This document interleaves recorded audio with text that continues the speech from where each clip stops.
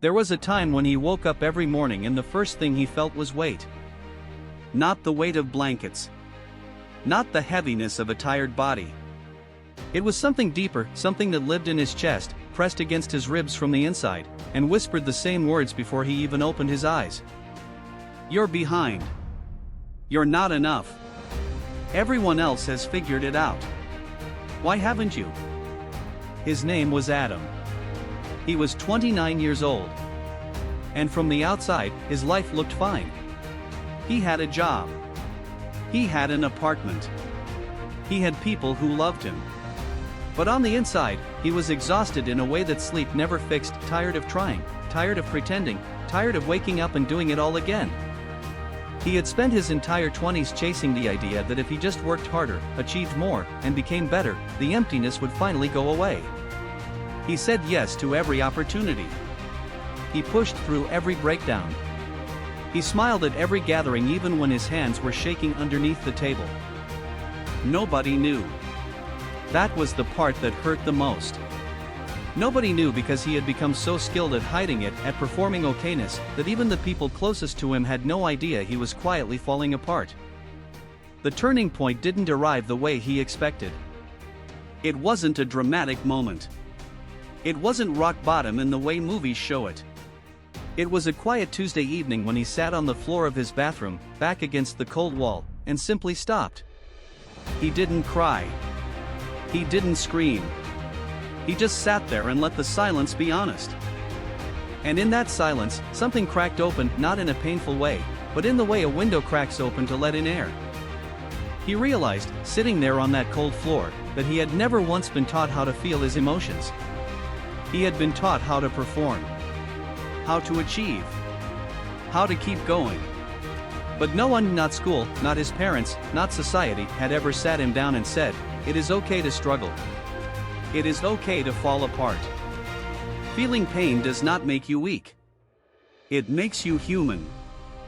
That night, Adam made a decision that changed everything. Not a loud decision. Not a dramatic one. He simply decided to stop running from himself. He started therapy. And in those early sessions, he learned the first thing nobody had ever told him, that the anxiety he had carried his whole life wasn't a character flaw. It wasn't proof that he was broken or weak or undeserving. It was a wound. A wound that had never been properly tended to. And like any wound, it needed acknowledgement before it could begin to heal. He learned that all those years he had spent pushing harder, achieving more, and staying busy, he had been using noise to drown out pain. The moment the noise stopped, the pain was still there, waiting patiently, asking only to be seen. He began to see it. The second thing he learned shook something loose inside him that he hadn't known was stuck. He learned that self-love was not a reward you earned after becoming a better version of yourself. It was the foundation you had to build first. He had spent years believing the lie that he would love himself once he lost the weight, once he got the promotion, once he stopped making mistakes. Once he became worthy. But worthiness, he discovered, was never something to be earned. It was something to be remembered. He had been born enough. Somewhere along the way, the world had convinced him otherwise, and he had believed it without question. So he began the quiet, unglamorous, deeply uncomfortable work of unlearning. He started talking to himself the way he would talk to someone he loved. He started resting without guilt. He started saying no without apologizing for it.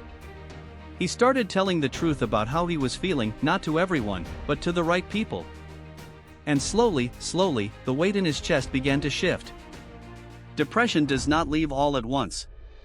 Anxiety does not simply disappear. Adam knew that. There were still mornings when the weight returned.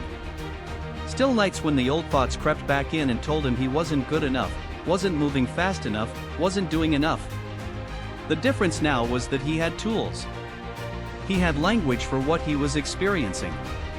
And most importantly, he had stopped believing that those thoughts were the truth. He learned that a thought is not a fact. He learned that emotions are visitors, not permanent residents. He learned that healing is not a straight line, it is a spiral, and sometimes you revisit the same pain, but from a higher place, with wider eyes, and a gentler heart.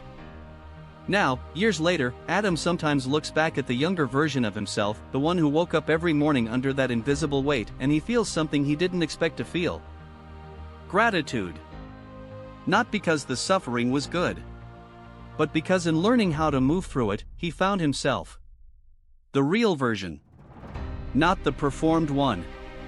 Not the one built for approval and achievement. The one who could sit with silence and not be afraid of it. The one who could say I am struggling without shame. The one who understood, finally, that asking for help is not weakness, it is the bravest thing a person can do. If he could go back, if he could sit beside that younger version of himself on that cold bathroom floor, he would say only this: you are not behind. You are not broken. The pain you are carrying is real, and it deserves to be treated gently. You do not have to earn your rest. You do not have to bleed to be worthy. You are allowed to heal. And healing, slow, messy, non-linear healing, is the most important work you will ever do. He would say, I wish someone had told me this earlier.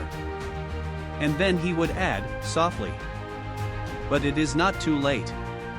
It is never too late.